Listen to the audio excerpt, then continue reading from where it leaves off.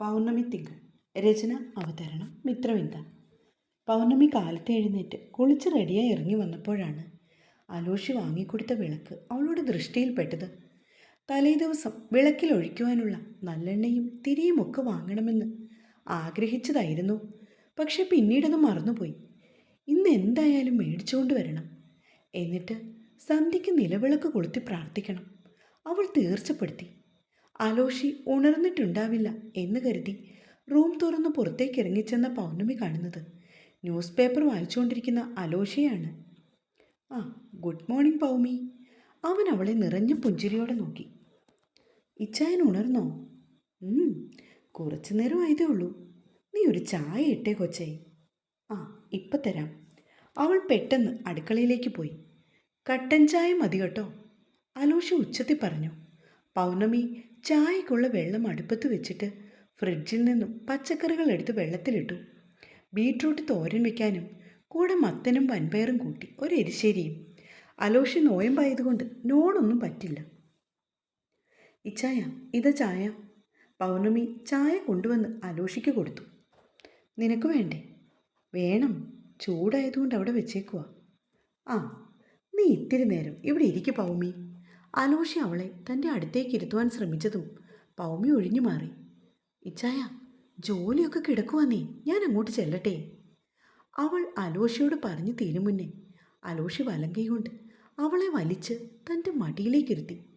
യോ, എൻ്റെ അമ്മോ! ഓർക്കാപ്പുറത്തായതിനാൽ പൗമി ഉച്ചത്തിൽ നിലവിളിച്ചു. എൻ്റെ പെണ്ണേ, നീ എന്തിനാ ഇത്രയ്ക്ക് പേടിക്കുന്നത്? വേറെ ആരും അല്ലല്ലോടി, നിന്റെ ഇച്ചായനല്ലേ? അലോഷി അവളുടെ കാതിൽ മുഖം അടുപ്പിച്ചപ്പോൾ പൗമിയൊന്ന് പിടഞ്ഞു. എന്തൊരു മണമാണ് പെണ്ണെ നിനക്ക്! അവൾ നനഞ്ഞ മുടി മുഴുവൻ ഉച്ചയിൽ കെട്ടിവെച്ചിരുന്ന ടവൽ അഴിച്ചിടുകയാണവൻ. ഇച്ചായ, ഇതെന്തായി കാണിക്കുന്നത്? കഷ്ടമുണ്ട്. ഇടം കൈ കൊണ്ട് അവൻ അവളുടെ വയറിന്മേൽ ചുറ്റിപ്പിടിച്ചിരിക്കുകയാണ്. ആ കൈത്തണ്ടയിൽ ഒരു അടിവെച്ച് കൊടുത്തുകൊണ്ട് പൗമി എഴുന്നേൽക്കാൻ തുടങ്ങി. അടങ്ങിയിരിക്കു പെണ്ണെ, ഇതെങ്ങോട്ടായി ഓട്ടപ്പാച്ചിൽ? അലോഷി തൻ്റെ പിടുത്തം അല്പം മുറുക്കിയതും പൗർണമി മുന്നോട്ടൊന്ന് ഞെളിഞ്ഞു. അവളുടെ നനഞ്ഞു കിടക്കുന്ന കാർക്കൂന്തലിൽ മുഖം ചേർത്തപ്പോൾ അലോഷിക്ക് ചെറിയ കുളിരനുഭവപ്പെട്ടു. ഇതെന്തെണ്ണയാ പെണ്ണെ വയ്ക്കുന്നത്? എന്തൊരു മണമാ! ഓ, ഇച്ചായൻ കാലത്തെ തന്നെ ഫുൾ റൊമാൻറ്റിക് മൂഡിലാണല്ലോ. എനിക്ക് അടുക്കളയിൽ 100 കൂട്ടം പണിയുണ്ട്, അപ്പോഴാ ഒരു കൊഞ്ചല്. പൗമി പെട്ടെന്ന് അവൻ്റെ മടിയിൽ നിന്ന് എഴുന്നേറ്റു. മുടി കെട്ടിവെച്ചുകൊണ്ട് അവനെ നോക്കി കണ്ണുരുട്ടി. അതേ, കട്ടൻ ചായ തണുത്തു പോയി കാണും, എടുത്ത് കുടിക്കും മനുഷ്യ. അടുക്കളയിലേക്ക് നടക്കുന്നതിനിടയിൽ അവൾ പറഞ്ഞു. ഓ, ഉത്തരവ് മഹാറാണി. അവൻ പറയുന്ന കേട്ടതും പൗർണമി ചിരിച്ചു. അടുത്ത 2 ദിവസങ്ങൾ വേഗത്തിൽ കടന്നുപോയി. കാത്തുവിനെ കാണുവാനായി ഹെലൻ നാട്ടിലേക്ക് വരുന്നുണ്ടെന്ന് അലോഷിയെ നേരത്തെ തന്നെ വിളിച്ചു പറഞ്ഞു. ആ ദിവസം കണക്കാക്കി അവനും എത്താമെന്ന് പറഞ്ഞതാണ്. പക്ഷേ പൗർണമിയെ ഒറ്റയ്ക്കാക്കിയിട്ട് ബാംഗ്ലൂരിൽ നിന്ന് മടങ്ങുവാൻ അവന് സാധിക്കില്ല. ഇനി അഥവാ അവളെ ഒപ്പം കൂട്ടിയാലും അത് റിസ്ക്കാണ്. കാരണം ഇതിനു മുന്നേ നാട്ടിലേക്ക് വന്നപ്പോൾ ഒരു ദുരനുഭവം നേരിട്ടതുകൊണ്ട് യാതൊരു കാരണവശാലും താൻ ഒപ്പം വരില്ലെന്ന് പൗർണമി തീർത്തു പറഞ്ഞു. അലോഷി ഒരുപാട് നിർബന്ധിച്ചായിരുന്നു അങ്ങനെയാണെങ്കിൽ താൻ വീട്ടിലേക്ക് പോയിക്കൊള്ളാമെന്ന് അവൾ അപ്പോൾ അവനോട് പറഞ്ഞത്. വീട്ടിലേക്ക് പോയിട്ടുണ്ടെങ്കിൽ പൗർണമിയുടെ അച്ഛൻ്റെ കൂട്ടുകാരൻ അയാളുടെ മകനെയും കൂട്ടി പൗർണമിയെ പെണ്ണ് കാണാൻ വന്നാലോ എന്ന് അവൻ ഭയന്നു. അങ്ങനെ ഒടുവിൽ ഓഫീസിൽ അത്യാവശ്യം തിരക്കുകളുണ്ടെന്നും എമർജൻസി ആയിട്ട് കുറച്ച് മീറ്റിംഗ്സ് ഉണ്ട്, അത് ഒഴിവാക്കാനാവില്ലെന്നും ഒക്കെ പറഞ്ഞ് അലോഷി യാത്ര വേണ്ടെന്ന് വെച്ചു. ഇച്ചായ, ഹെലൻ ചേച്ചിക്ക് ഇച്ചായനെ കാണണമെന്ന് ആഗ്രഹമില്ലേ? ഒന്ന് പോയിട്ട് വരുന്നേ. ഹെലനോട് അലോഷി കളവ് പറയുന്നത് കേട്ടുകൊണ്ട് പൗർണമി അവനെ നോക്കി. നിന്നെ ഒറ്റയ്ക്കാക്കിയിട്ട് പോകാൻ എനിക്ക് പേടിയാണ് പെണ്ണെ. ഇച്ചായും പേടിക്കൊന്നും വേണ്ട, പോയിട്ട് വാന്നേ. ഏയ് വേണ്ടടി, നീ ഇല്ലാതെ എങ്ങോട്ടും ഇല്ല. ഇനി നിന്നെ കൂട്ടിപ്പോയാൽ നിന്റെ അച്ഛൻ്റെ കൂട്ടുകാരൻ്റെ മകൻ വന്ന് അടിച്ചുകൊണ്ട് പോയാലോ? ഓ പിന്നെ, അങ്ങനൊന്നുമില്ല. എൻ്റെ സമ്മതം ഇല്ലാണ്ട് എന്നെ ആർക്കെങ്കിലും കല്യാണം കഴിക്കാൻ പറ്റുമോ? അതില്ലായിരിക്കും, പക്ഷേ നിന്നെ ബ്രെയിൻ വാഷ് ചെയ്താലോ? വീട്ടുകാർ പറയുന്ന കേട്ടിട്ട് നീ വീണു പോയാൽ പിന്നെ ഞാൻ മാനസമയിനെ പാടി നടക്കേണ്ടി വരും. പൗർണമി, അച്ഛൻ വിളിക്കുന്ന കേട്ടുകൊണ്ട് അവൾ ഞെട്ടിത്തിരിഞ്ഞു നോക്കി. എന്നിട്ട് അയാൾ കിടക്കുന്ന മുറിയിലേക്ക് ചെന്നു. കണ്ണടയും മുന്നേ നിഖിലുമായിട്ടുള്ള നിന്റെ വിവാഹം, അതൊന്ന് കാണാൻ അച്ഛന് വല്ലാണ്ട് മോഹമുണ്ട്. എൻ്റെ കുട്ടി അനുസരിക്കില്ലേ? അച്ഛനെ നോക്കി നിറമിഴികളോടെ നിൽക്കുകയാണ് പൗർണമി. ഏതൊരച്ഛൻ്റെ സ്വപ്നമാണ് മോളെ സ്വന്തം മക്കളുടെ വിവാഹം. വളർത്തി വലുതാക്കി മക്കളെ ഒരുവൻ്റെ കയ്യിൽ പിടിച്ചേൽപ്പിക്കുമ്പോൾ ഉണ്ടാകുന്ന ആ മാതാപിതാക്കളുടെ സന്തോഷം, സമാധാനം, അതെത്രത്തോളമാണെന്നുള്ളത് അനുഭവിക്കുമ്പോൾ മാത്രം അറിയൂ. അച്ഛൻ്റെ വാക്കുകൾ ഇടരുന്നത് അവൾ അറിയുന്നുണ്ട്. മറ്റൊരാളോട് ഇഷ്ടം തോന്നുന്നത് സ്വാഭാവികമാണ് മോളെ. അതൊക്കെ പ്രായത്തിൻ്റെ ഓരോ മോഹങ്ങൾ മാത്രമാണ്. വിവാഹം കഴിച്ച് ഒരു കുടുംബമായി കഴിയുമ്പോൾ ഇതൊക്കെ വെറും ചാപല്യങ്ങൾ മാത്രമാകും. അലോഷി വളരെ നല്ല പയ്യനാണ്. അയാളുടെ വീട്ടുകാരും അങ്ങനെ തന്നെയാണ്. എന്നാലും നമുക്ക് ആ ബന്ധം വേണ്ട. നമ്മളോട് യോജിച്ചു പോകുന്നവരുമായി ചേർന്നാൽ മതി മോളെ. അച്ഛൻ്റെ കുട്ടി അനുസരിക്കണം. ബാബുരാജ് പൗർണമിയെ നോക്കി പറയുമ്പോൾ നെഞ്ചു വിങ്ങിപ്പൊട്ടി അവൾ അയാളുടെ അരികിൽ നിന്നു. എനിക്കൊരിക്കലും അലോഷിച്ചായനെ മറക്കാൻ പറ്റില്ലച്ചാ. ഇച്ചായനെ അല്ലാതെ മറ്റാരെയും ഞാൻ വിവാഹം കഴിക്കില്ല. എനിക്ക് ജന്മം അതിന് സാധിക്കില്ല. അച്ഛൻ്റെ കാലുകളിൽ കെട്ടിപ്പിടിച്ച് കരയുകയാണ് ഭൗമി. കിതപ്പടക്കിക്കൊണ്ട് അവൾ ചാടി എഴുന്നേറ്റു. ശ്വാസം എടുത്തു വലിച്ച് ചുറ്റിനും നോക്കി. സ്വപ്നമായിരുന്നുവെന്ന് അപ്പോഴാണ് ഭൗമി അറിയുന്നത്.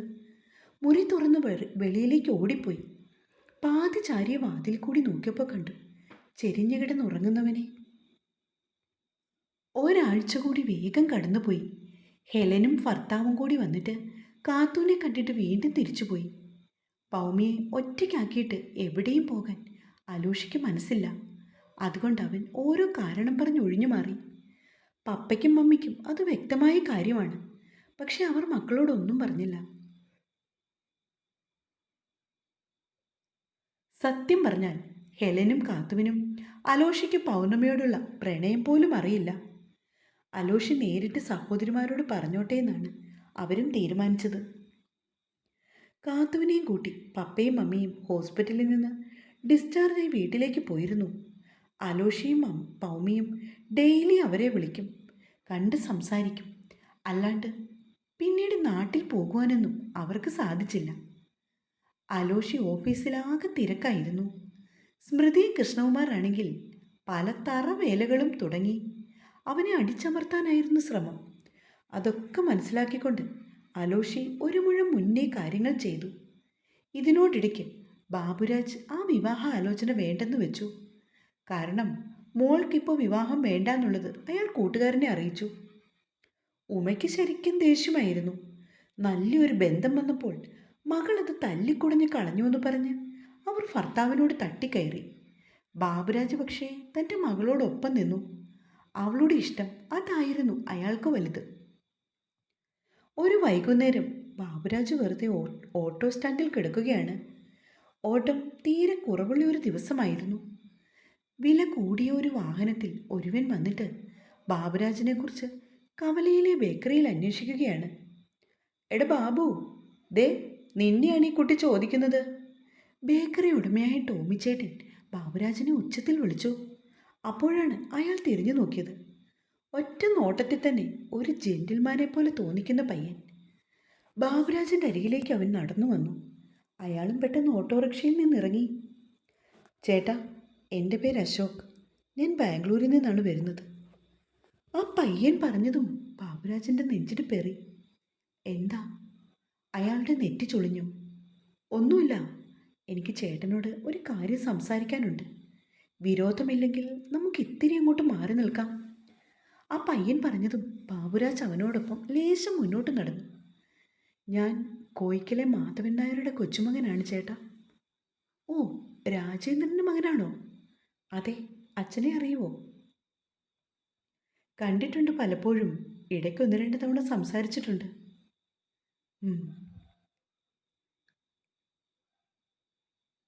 അച്ഛൻ പോയിട്ടിപ്പോൾ 1.5 വർഷമായി. അറിയാം. ആ ആക്സിഡൻ്റ് ഉണ്ടായ സമയത്ത് ഞാനൊരു ഓട്ടത്തിലായിരുന്നു. ടൗണിൽ വെച്ച് ഞങ്ങളൊക്കെ കൂടിയാണ് ഹോസ്പിറ്റലിൽ എത്തിച്ചത്. ആ പയ്യൻ്റെ വീട്ടുകാരെ പരിചയമുള്ളതാണല്ലോ എന്നറിഞ്ഞപ്പോൾ ബാബുരാജൻ അല്പം ആശ്വാസമായി. കുറച്ച് സമയത്തേക്ക് അവർ നാട്ടുകാര്യങ്ങളൊക്കെ സംസാരിച്ചു. അതിനുശേഷമാണ് അശോക് കാര്യത്തിലേക്ക് കടന്നത്. അങ്കിൾ, അങ്കിളിൻ്റെ മകൾ പൗർണമി ബാംഗ്ലൂരിൽ ജോലിക്ക് കയറിയിട്ട് എത്ര നാളായി? മുഖവരെ ഒന്നും കൂടാതെ അവൻ ബാബുവിനോട് ചോദിച്ചു. നാളെ 1 മാസമാകും അവൾ ജോലിക്ക് കയറിയിട്ട്. എന്താ, എന്തെങ്കിലും പ്രശ്നമുണ്ടോ? അത് ചോദിക്കുമ്പോൾ പാവം ആ മനുഷ്യൻ്റെ വാക്കുകൾ പതറിയിരുന്നു. ഏയ്, പ്രശ്നമൊന്നുമില്ല. ഞാൻ പൗർണമിയുടെ സീനിയറായിട്ട് പഠിച്ചതാണ്. ബാംഗ്ലൂരിൽ ഒരു IT ഫീൽഡിലാണ് ഞാനും വർക്ക് ചെയ്യുന്നത്. പൗർണമി റാങ്ക് ഹോൾഡറായ വിവരമൊക്കെ ഞാൻ അറിഞ്ഞിരുന്നു. ആ കുട്ടിയെ നേരിട്ട് പരിചയമില്ലെങ്കിലും ഞാൻ പലപ്പോഴും കണ്ടിട്ടൊക്കെയുണ്ട്. അശോക് പറഞ്ഞു വരുന്നത് എന്തെന്നറിയാൻ അക്ഷമയോടെ ബാബുരാജ് നിൽക്കുകയാണ്. എനിക്ക് പൊതുവഴിയിൽ നിന്നുകൊണ്ട് അങ്ങളോട് സംസാരിക്കാൻ ബുദ്ധിമുട്ടുണ്ട്. വീട്ടിലേക്ക് എൻ്റെ വേണ്ടപ്പെട്ടവരെയൊക്കെ കൂട്ടിക്കൊണ്ട് താമസിയാതെ വരണമെന്നാണ് എൻ്റെ ആഗ്രഹം. അതിനു മുമ്പ് പൗർണമിയുടെ അച്ഛൻ്റെ തീരുമാനം കൂടി എനിക്കറിയണം. അശോക് ഒരു പുഞ്ചിരിയോടെ തുടർന്നു. എനിക്ക് പൗർണമിയെ വിവാഹം കഴിക്കാൻ ആഗ്രഹമുണ്ട്. ആ കുട്ടിയെ എനിക്ക് ഒരുപാട് ഇഷ്ടമാണ്. അങ്കിളിൻ്റെയും പൗർണമിയുടെയും തീരുമാനം അറിഞ്ഞ ശേഷം ഈ കാര്യം വീട്ടിൽ അറിയിക്കാൻ വേണ്ടിയാണ്. അശോക് ഇങ്ങനെയൊരു കാര്യത്തെക്കുറിച്ച് സംസാരിക്കുവാനാണ് വന്നതെന്നുള്ളത് ബാബുരാജ് സ്വപ്നത്തിൽ പോലും കരുതിയില്ല. അവൻ ഇത് പറഞ്ഞു കഴിഞ്ഞപ്പോഴാണ് അയാൾക്ക് ശ്വാസം പോലെ നേരെ വീണത്. ഒരു നെടുവീർപ്പോടു കൂടി ബാബുരാജ് അവനെ നോക്കി. എൻ്റെ ഫാമിലിയെക്കുറിച്ചൊക്കെ അങ്കിളിന് വ്യക്തമായിട്ട് അറിയാമല്ലോ. പിന്നെ ഞാൻ എന്നെക്കുറിച്ച് എങ്ങനെ വേണമെങ്കിലും അന്വേഷിച്ചോളൂ. ആരും ഒരു നെഗറ്റീവ് പറയില്ലെന്നാണ് എൻ്റെ ധാരണ. പിന്നെ പൗർണമിയോടും ഈ വിവാഹാലോചനയെക്കുറിച്ച് സംസാരിക്കണം. എന്നിട്ട് നിങ്ങളുടെ തീരുമാനം എത്രയും പെട്ടെന്ന് തന്നെ അറിയിക്കണം. സമ്മതമാണെങ്കിൽ ഞാൻ പൗർണമിയെ അവിടെ പോകുമ്പോൾ കണ്ടോളാം. നാട്ടിലേക്ക് വരണമെന്നില്ല കേട്ടോ. തെളിമയോടുകൂടി തൻ്റെ മുൻപിൽ നിന്നും സംസാരിക്കുന്ന അശോകിനെ ബാബുരാജന് വല്ലാണ്ട് ബോധിച്ചു. അതിൽ പ്രധാന കാര്യം അവൻ്റെ നേരെ വാ നേരെ പോ എന്ന നിലപാടായിരുന്നു. പിന്നെ പൗർണമിയുടെ ജീവിതത്തിലെ ഏറ്റവും വലിയ സ്വപ്നമാണ് ഈ ജോലി. ജോലിയിൽ നിന്ന് കിട്ടുന്ന വരുമാനമൊക്കെ സൂക്ഷിച്ചു വെച്ച് കുടുംബത്തിനു വേണ്ടി എന്തെങ്കിലുമൊക്കെ ചെയ്യണമെന്നാണ് അവളുടെ ആഗ്രഹം.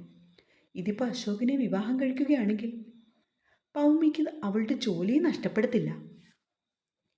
എന്തൊക്കെയായാലും ഉടനെ തന്നെ വിവരം അറിയിക്കാമെന്ന് പറഞ്ഞ് അശോകിന് തൻ്റെ ഫോൺ നമ്പറും കൈമാറിയിട്ടാണ് ബാബുരാജ് എന്ന വീട്ടിലെത്തിയത്. നേരം ഇപ്പോൾ 7:30 മണിയായി. ഉമയും ഇളയ മകളും കൂടി ഇരുന്ന് പൗർണമിയെ ഫോണിൽ വീഡിയോ കോളിൽ വിളിച്ച് കണ്ടുകൊണ്ട് സംസാരിക്കുകയാണ്. അപ്പോഴാണ് അയാൾ അകത്തേക്ക് വന്നത്. അച്ഛാ, പൗർണമി ഉച്ചത്തിൽ വിളിച്ചു. നിറഞ്ഞ പുഞ്ചിരിയോടെ തൻ്റെ അച്ഛനെ സ്ക്രീനിൽ കണ്ടപ്പോൾ അവൾക്കും ഒരുപാട് സന്തോഷമായി. ഇന്ന് എന്തു പറ്റി? പതിവില്ലാണ്ട് ഓട്ടം കൂടുതലുണ്ടായിരുന്നു എന്ന് തോന്നല്ലോ. അച്ഛൻ ആകെ സന്തോഷത്തിലാണല്ലോ. പൗർണമി ചോദിക്കുന്ന കേട്ടുകൊണ്ട് ഉമ്മ മുഖം തിരിച്ചു. അച്ഛൻ ഇന്ന് ഒരുപാട് സന്തോഷത്തിലാണ് മോളെ. അയാളും വന്ന് അവരുടെ അരികിലിരുന്നു. ചായ എടുക്കാമെന്ന് പറഞ്ഞ് ഉമ്മ എഴുന്നേറ്റതും ബാബുരാജ് അവരെ പിടിച്ച് അയാളുടെ അരികിലിരുത്തി. ചായയൊക്കെ കുറച്ച് കഴിഞ്ഞു മതി. നീ ഇപ്പോൾ ഇരിക്ക്. നമുക്ക് 4 പേർക്കും കൂടി ഒരു കാര്യം സംസാരിക്കേണ്ടതുണ്ട്. ബാബുരാജ് പറഞ്ഞപ്പോൾ ഉമ അയാളെ സൂക്ഷിച്ചു നോക്കി. യോ, അച്ഛനെന്തോ വലിയ ബോംബ് പൊട്ടിക്കാനുള്ള തയ്യാറെടുപ്പിലാണ്. കളിയായി അനുജത്തി പറഞ്ഞപ്പോൾ പൗർണമി ഉറക്കെ ചിരിച്ചു. എന്താ ബാബുവിട്ട കാര്യം? ഉമ മെല്ലെ ചോദിച്ചു. പറയാം. അതിനു മുന്നേ എനിക്ക് എൻ്റെ പെൺമക്കളോട് ഒരു കാര്യം സംസാരിക്കാനുണ്ട്. അച്ഛൻ പറയൂന്നേ. പൗമിയും അച്ഛനെ നോക്കി. അച്ഛൻ്റെ തീരുമാനം അനുസരിക്കാതെ ഇന്നോളം നിങ്ങൾ രണ്ടാളും ജീവിച്ചിട്ടില്ല. സത്യമല്ലേ മോളെ? തൻ്റെ പെൺമക്കളോട് പറയുകയാണ് അയാൾ. അതിലെന്താ അച്ഛൻ ഇത്രയ്ക്ക് സംശയം? ഇന്നോളം അച്ഛനെയും അമ്മയെയും നിങ്ങൾ രണ്ടാളും പറയുന്ന വാക്കുകൾ ധിക്കരിച്ച് ഞങ്ങൾ എന്തെങ്കിലും ചെയ്തിട്ടുണ്ടോ? ഇല്ലല്ലോ. അല്ലേടാ കുഞ്ഞി? പൗർണമി അനിയത്തിയോട് ചോദിച്ചു. ഇല്ലില്ല, അവളും മറുപടി കൊടുത്തു. എന്നാൽ ഞാൻ എൻ്റെ പൗമിക്കൊച്ചിൻ്റെ കാര്യത്തിൽ ഇപ്പോൾ ഒരു തീരുമാനമെടുത്തു. മോളതനുസരിക്കണം. പറ്റുമോ നിനക്ക്? തുടരും.